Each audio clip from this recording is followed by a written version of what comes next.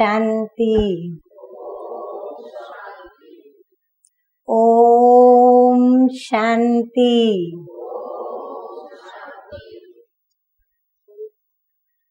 सर्वप्रथम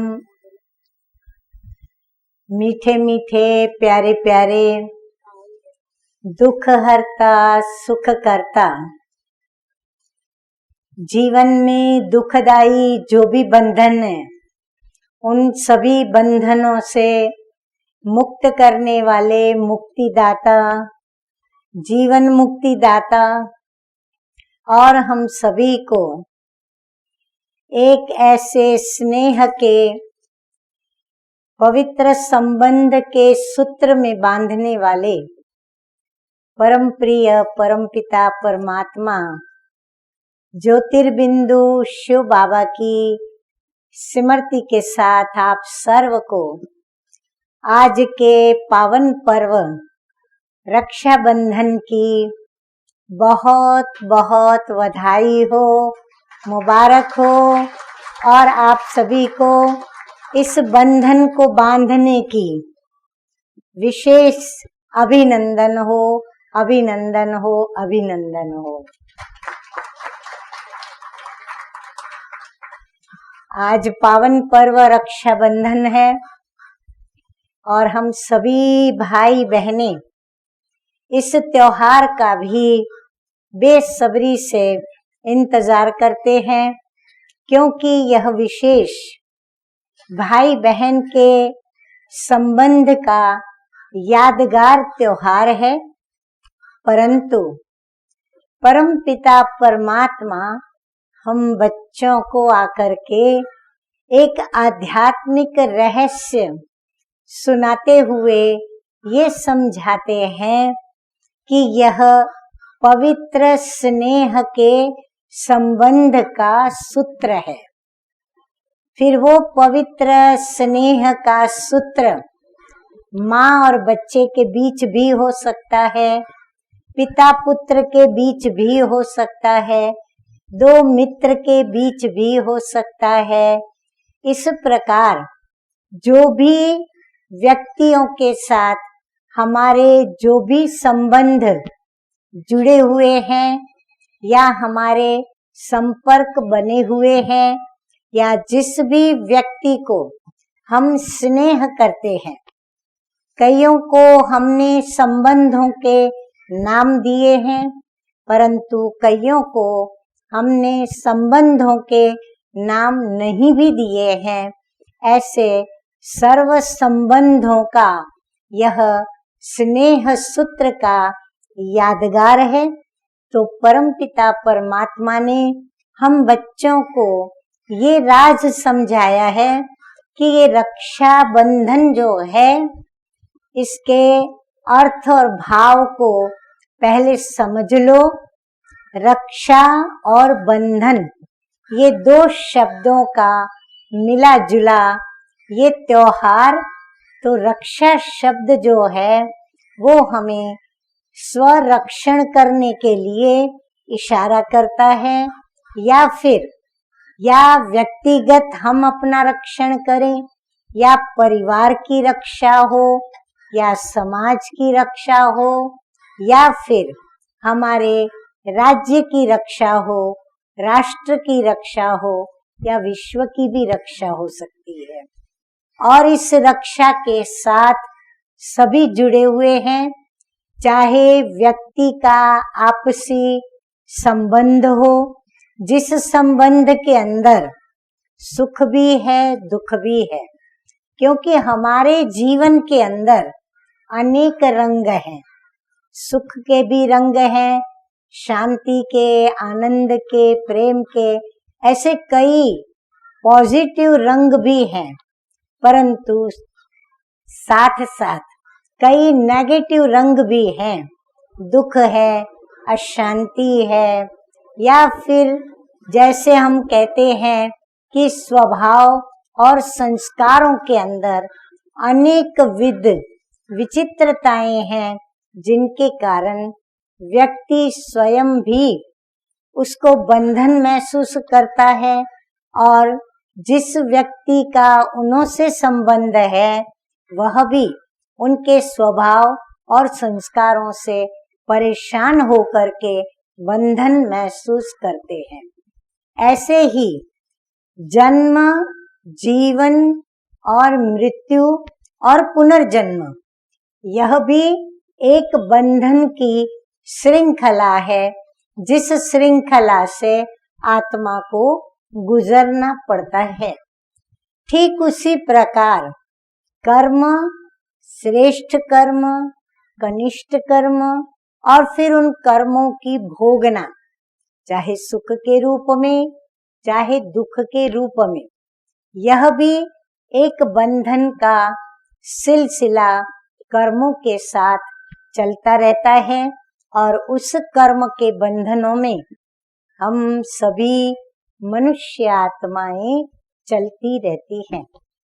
तो स्वाभाविक है, जब रक्षा शब्द आता है तो रक्षा शब्द के साथ ऐसी व्यक्तियां या ऐसे बंधन या ऐसी नेगेटिविटी जुड़ी हुई है जिससे हम स्वयं को या तो बचाना चाहते हैं या हम उनसे अपना रक्षण करना चाहते हैं या फिर हम स्वयं को उससे मुक्त होना चाहते हैं या फिर हम ऐसी सहन शक्ति चाहते हैं जो हमें इन बंधनों में चलने के लिए सामना करने की शक्ति प्रदान करे और हम इन बंधनों के ऊपर विजय प्राप्त करें और हम विजयी होकर के और अपने जीवन के अंदर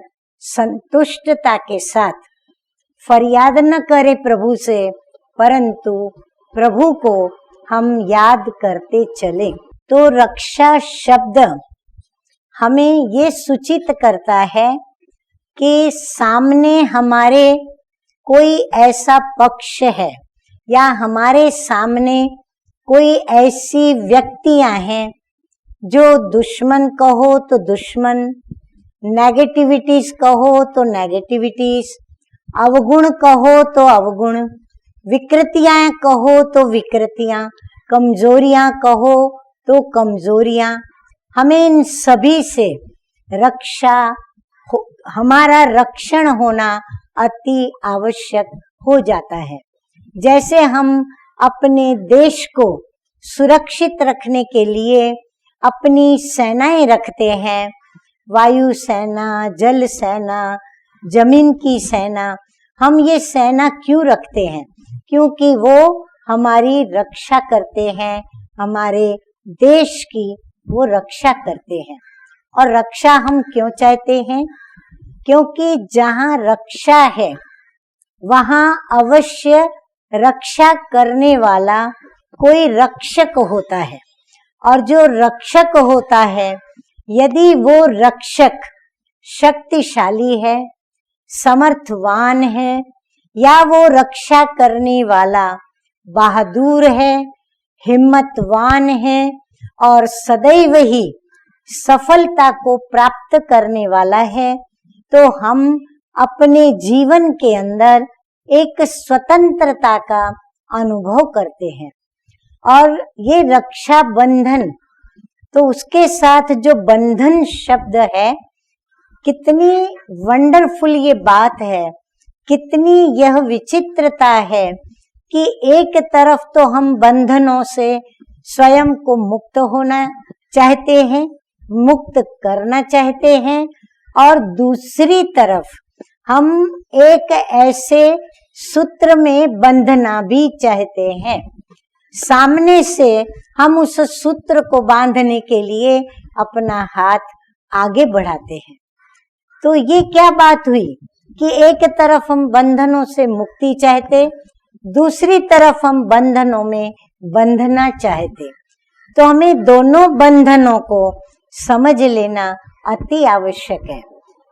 मैंने वर्णन किया कि कई बंधन हैं जिनसे हम मुक्त होना चाहते हैं, परंतु संसार के अंदर कई ऐसे बंधन हैं व्यक्तिगत, पारिवारिक या सभी क्षेत्रों के अंदर, या किसी के स्वभाव, संस्कार, गुण, विशेषताएं, तो हम उनसे बंधना चाहते हैं, क्योंकि हमें उन बंधनों में बंध करके, अर्थात उनके स्नेहपूर्ण संबंध के बंधन में बंधकर सुख की प्राप्ति होती है, शांति की प्राप्ति होती, आनंद की प्राप्ति होती, प्रगति की प्राप्ति होती।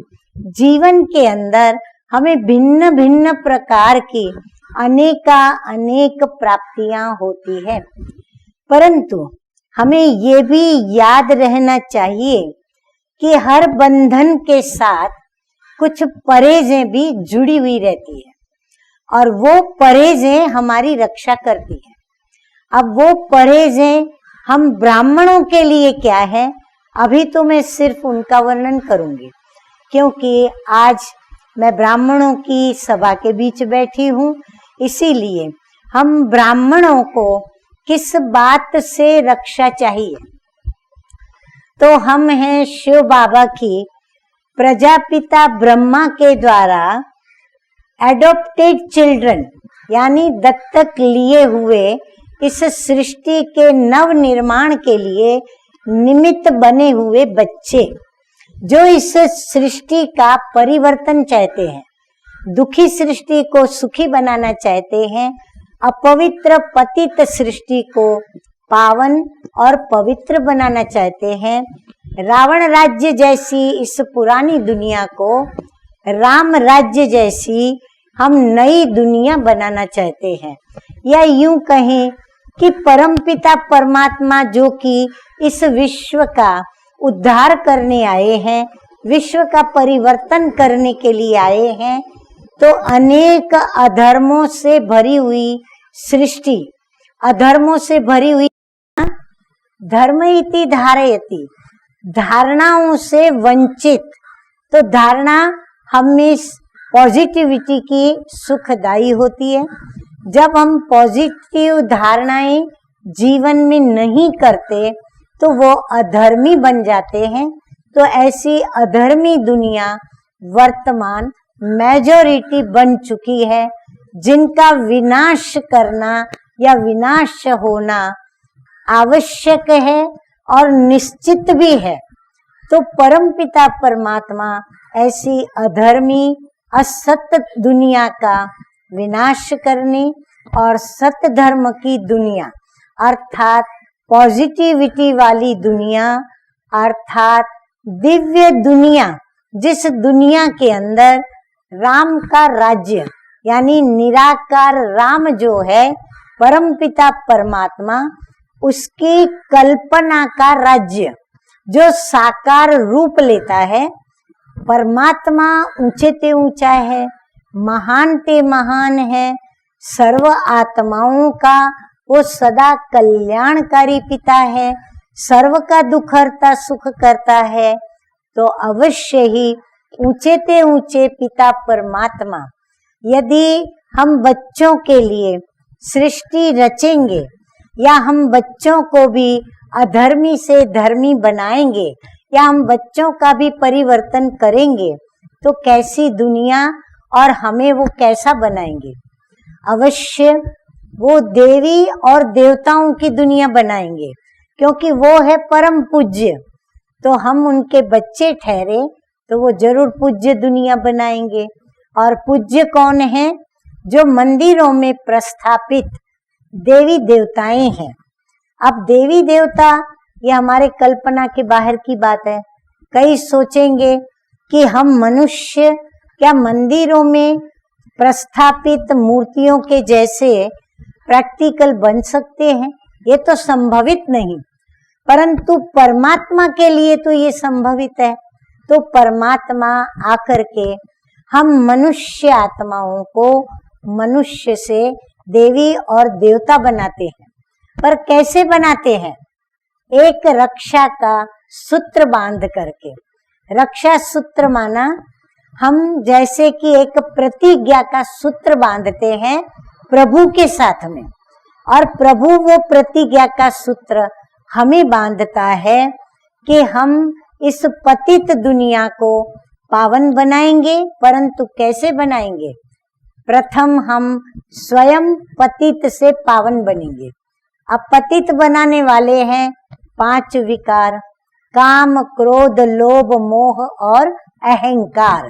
अब इन 5 पर यदि विजय पानी है तो शक्तियां चाहिए। तो परम पिता परमात्मा हमें पवित्र बनाने के लिए राजयोग सिखाते हैं, जिससे हमें सर्व के ऊपर, इन सभी विकारों के ऊपर विजय पाने की सर्व प्रकार की शक्तियां प्राप्त होती हैं और हम पावन बनते हैं। इसीलिए परम पिता परमात्मा हम बच्चों को प्रथम आज्ञा करते हैं जब हम उनके बच्चे बनते हैं। अभी तक हम अपने लौकिक में या संसार में जो हमारे शरीर के माता पिता हैं उनके बच्चे थे, बच्चे कहलाते थे और कहलाते हैं, कहलाते रहेंगे। परंतु अभी हम उनके बच्चे होते हुए भी प्रभु हमें अपना बच्चा बनाता है तो प्रथम आज्ञा करते हैं कि मीठे बच्चे, लाडले बच्चे, तुम मेरे बच्चे हो, मेरे बच्चे थे, मेरे बच्चे ही रहोगे। तो तुम पवित्र थे, पवित्र इस दुनिया में उतरे थे। अब जब वापस ये संसार से जब जाओगे या ऊपर मेरे पास अपने घर आओगे तो तुम्हें पवित्र बनकर ही वापस घर आना है। इसलिए वर्तमान समय यह सृष्टि का विनाश जो नजरों से देख रहे हो, तो इस विनाश के पश्चात घर लौटना है तो पवित्र पहले बनना है। पवित्र बनकर, राजयोगी बनकर, शक्तियां लेकर, विजयी बनकर और फिर तुमको ये परम धाम में मेरे घर या आपके अपने स्वयं के घर लौटना है। तो इसीलिए प्रभु की ये प्रथम आज्ञा जो बच्चे मानते हैं तो ये उनके लिए एक परहेज हो जाती है कि 5 विकारों से वो अपने को बांधते हैं, प्रतिज्ञा में बांधते हैं कि हम अपवित्र नहीं बनेंगे। हम आजीवन मुख्य विकार जो पतित बनाने वाला है, तो हम आजीवन ब्रह्मचर्य व्रत का पालन करेंगे और साथ साथ अन्य जो भी विषय विकार हैं वह भी हम अवश्य ही पुरुषार्थ कर, मेहनत कर और प्रभु की आज्ञा को पालन करते हुए उनके ऊपर भी विजय प्राप्त करेंगे। और उसके लिए हम हर पल प्रभु को याद करके प्रभु से शक्तियों को प्राप्त करेंगे। तो ये सुरक्षा सूत्र है, ये कोई भाई बहन बनाने का संबंध का सूत्र नहीं है। कईयों को ये गलत फहमी होती है कि भाई रक्षाबंधन माना भाई बहन को राखी बांधे, बहन भाई को बांधे।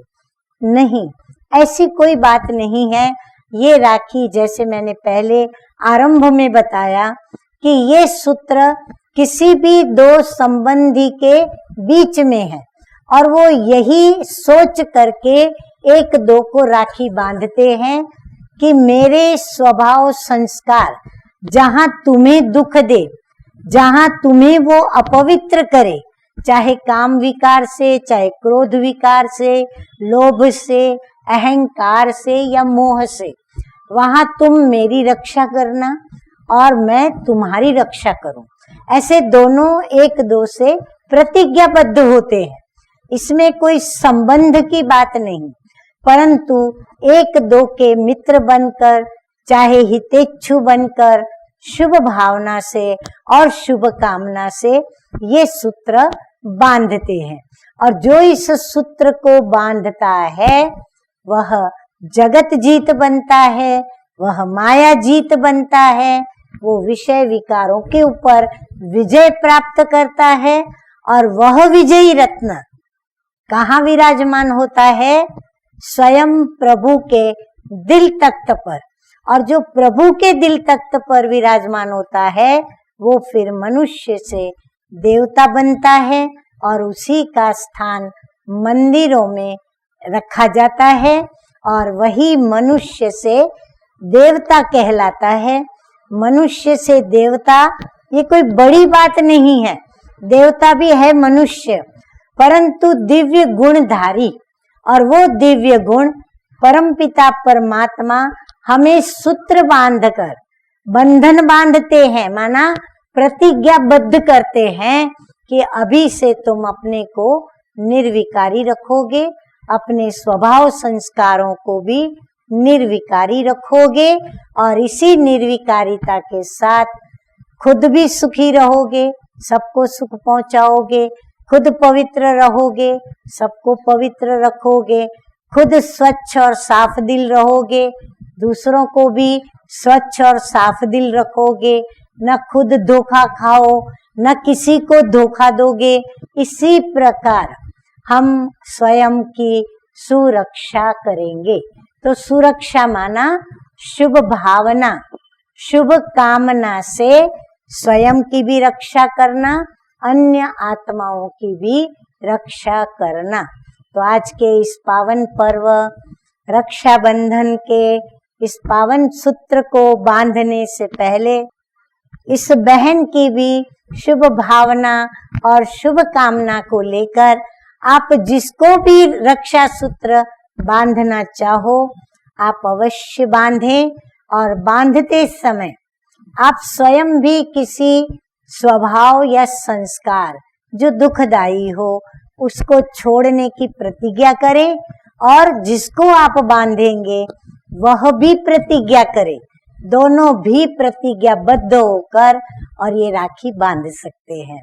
इसीलिए तो पहले के जमाने में जो ब्राह्मण होते थे, जो प्रभु के ब्रह्मा के द्वारा बच्चे बनकर सच्चे कर्मधारी और ब्रह्मचारी ब्राह्मण होते थे, वो ब्राह्मण घर घर जाकर के और सभी को राखी बांधते थे।